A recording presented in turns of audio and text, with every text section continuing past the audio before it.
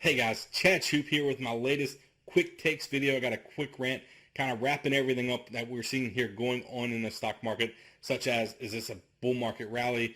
Is this a bear market rally? Are we on the next big phase of the stock market, or are things about to crash and just fall through the floor? I got you covered in a quick rant today. But look, the number one takeaway from my video today is that when you look across the market, all these companies that you're just itching to buy, thinking that this is your last chance to buy them before they go up, I'm going to say that over the next 12 months, you're going to have a chance to buy them at a lower price. And I'm not saying that this is a big crash. We'll get into that here in the video. But you'll have a chance to buy them at a lower price. So check this video out so that way you get all the details. But look, up here, you have a way to get two special reports from me. These are 10 stocks going bankrupt. Yes, over the next 12 months in this market, more stocks are going to go bankrupt than they have over the last 12 years. Something you need to be aware of, and 10 stocks that you need to avoid. Watch out for bankruptcy. Plus, I'm not this negative net over here. I'm going to give you another report, 10 stocks going to the moon. So 10 stocks shooting to the moon, so that way you can have them on your radar here once this bear market bottoms. And be sure to check out my bear market guide to thrive right below, so that way you know when those 3 items on my checklist are hit, bam, it's time to jump in and things are about to shoot off to the upside. So check those things out, like and subscribe to my channel. Let's kick this quick takes off.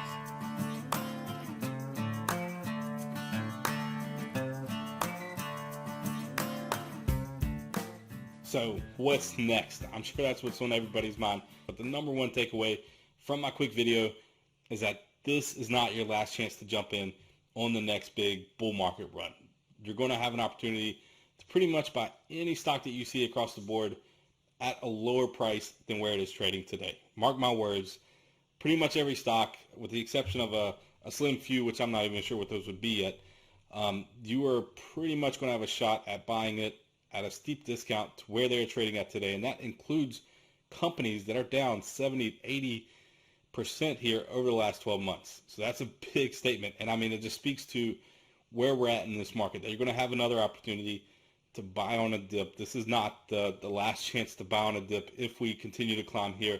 We're getting hit with some volatility. Recording this Tuesday after the close. Microsoft, Google, they're weighing on the market right now, but we're not seeing the market roll over. We're seeing the market actually move on an earnings shock, which is a typical market environment. It's not some economic indicators, some other, Fed making a comment that's spooking the market, that's making things roll over.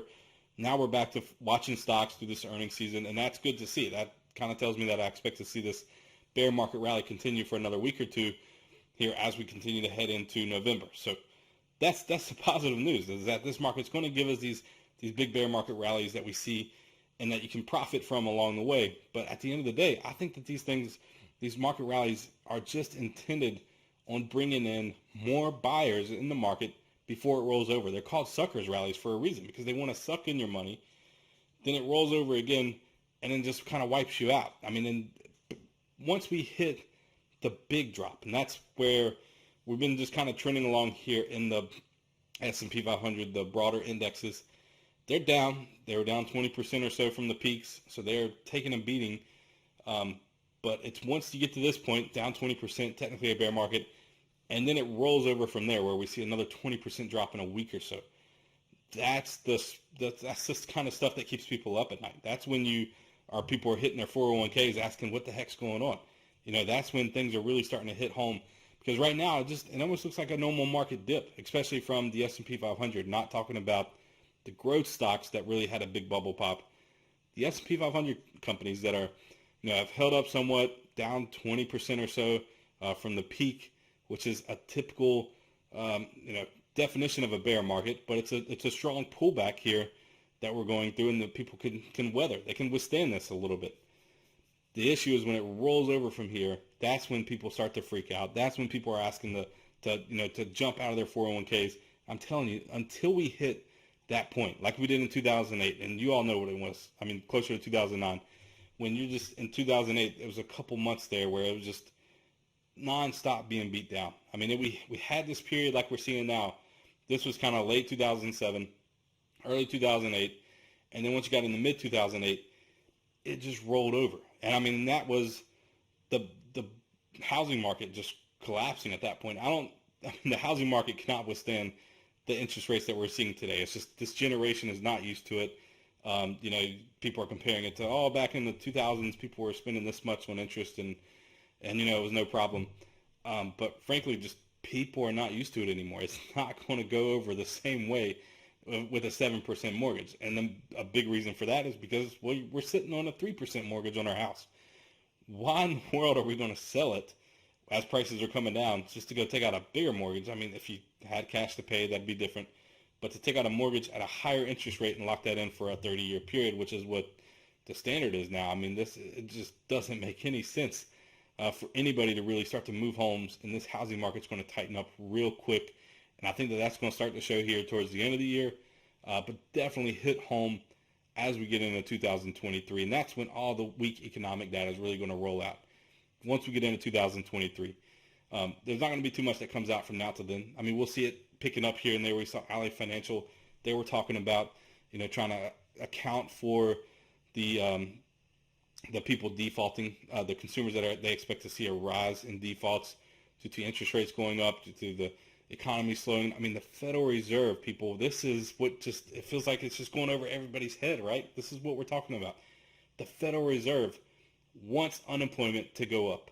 They want this thing to go up to almost 5%. And, you know, if they're, magical economic metrics that they use here to manipulate it and to control it, and if they could just move it up in this nice little pocket up to 5% and it stays there, more power to them. But trust me, when you look back at the history of the unemployment rate, of economic data, of the Federal Reserve target interest rates, and how they move this to control the economy, I mean, it never ends well when they're in an interest rate hike cycle. Never has ended well.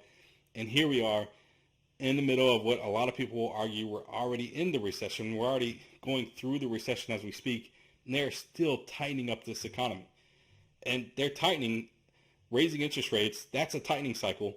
But until they really start cutting them big time, because if they get interest rates up to 5% or over 5%, even if they start to cut a quarter of a point or a half a point or even a full point, and they get back down to 4% or something, if that's still considered to the economy, because we're so used to extremely low interest rates, that can still be a tightening environment based on where the interest rate levels are. That's considered a negative real interest rate based on what people want to borrow, where they can take their funds and, you know, get a better return for it. And if they're at a point where they don't see a better return somewhere else and interest rates are still too high, then that's still a tightening cycle, even though by that point, I mean, this market will be going all over the place, because at that point, the Fed would have stopped increasing interest rates. They would have paused for a short period and then started cutting interest rates. And then people are like, oh, this is all great. You know, the Fed's supporting the economy again. Don't fight the Fed. When you look back at previous crashes, though, that's when things tend to get out of hand, because once the Fed starts to cut their interest rates, that's when it's already blowing up way beyond their control. They blew it, basically. They over-tightened. They're trying to backtrack on what they did because they're like, oh, crap, we did too much. So now they're backtracking, trying to reduce it. And that's when things tend to roll over, really start to hit the fan. And that could be what we start to see here towards the end of the year. We're already seeing them kind of walk back their interest rates, talk a little bit. They're still kind of set on a 3/4 of a point hike here in November. That's a pretty big deal, though, but they've already kind of talked back in December. Maybe it's down to 1/2 point next year, maybe a 1/4 point. My bet is that once they start trying to lower the amount that they're hiking there, it's going to stop. That maybe December, no rate hike, especially if they go with a 3/4 of a point in November and some more of this economic data starts to roll out. Because, yeah, even though the Fed's fighting inflation, they know as this weak economic data starts to hit the tape, that's going to do the work for them. I mean, that's ultimately what they're trying to do. Again, they're trying to raise unemployment. You know, they're trying to slow down the economy. They want a recession. This is what the Fed's trying to do. And I mean, the U.S. economy is trying to kick the trend and buck it and fight it and keep going strong. But that you don't win. They never win against the Fed. I mean, you always try to buck the Fed and you try to say, oh, look, 4% interest rates. People are still going to go out and buy homes at 7% mortgages. I mean, yeah, they'll do it for a couple months. But you're going to see that at the rate that consumers are going out and buying it just falls off a cliff. And then after that, they're pretty much going to stop because people are just going to say no. You know, they're not going to do it. I mean, as you start to think about it more and more, it's just like, wow, things could get really bad out there really quick, and we're not there yet. I mean, the Federal Reserve has to let off the brakes here on the economy and let it go a little bit, let it sputter before you just have this thing crashing into a wall and it just comes to a flat out stop. And that's what I'm afraid is they're leading up to. So right now, look, people, as long as the Fed's still raising interest rates, as long as they're not cutting them massively, back under 2%, you have plenty of room for this market to experience a lot of volatility and likely head lower. So don't worry. The whole idea of FOMO, fear of missing out on a rally, that's gone. You don't want to play to that anymore because there's going to be plenty of opportunities on the way down to buy at lower prices. Now what you want to do is play both sides of the market, make it a trader's market. Look, I have 2 reports.